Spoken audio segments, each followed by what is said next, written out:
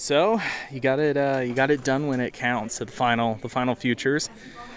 How do you feel about that? Because I haven't caught all of them this year, but a couple of them you would run good, a couple little mistakes here and there. That seemed like probably your most consistent one I think I've seen so far.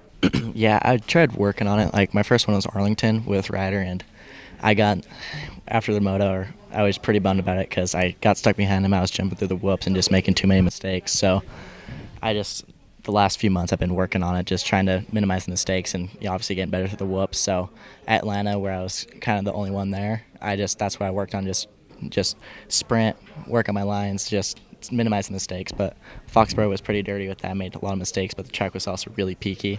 Yeah. But here with the race scenario and having to race Ryder and not making barely any mistakes, I was pretty pumped about that and skimming the whoops.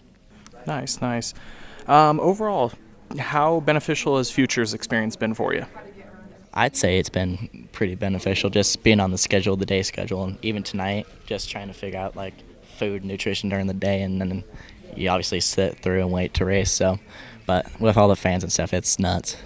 Even though it's some of the same guys you race at a lot of your major amateur nationals, just the environment, the stadium, the fans, hearing people, that's something you don't experience at amateur nationals. How much does it affect? Do you feel extra pressure? Does it get to you? Is it just exciting and cool, or what? It's actually really exciting, but it honestly made me nervous, not gonna lie.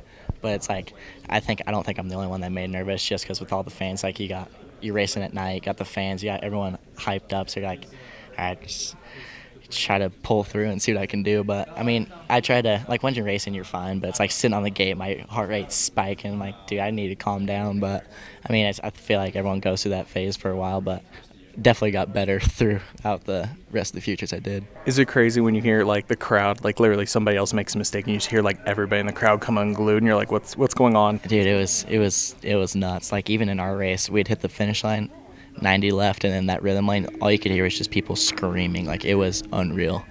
That's the cool part. Salt Lake's a pretty small stadium, which means the floor's small. So, like, yeah, you're going through the rhythm lane. The fans are literally 10 feet from you or something like that. Yeah, and I live only a couple hours from here, so I have a bunch of friends and family here. So I know they're all just screaming and everything. They're all packed in there, so.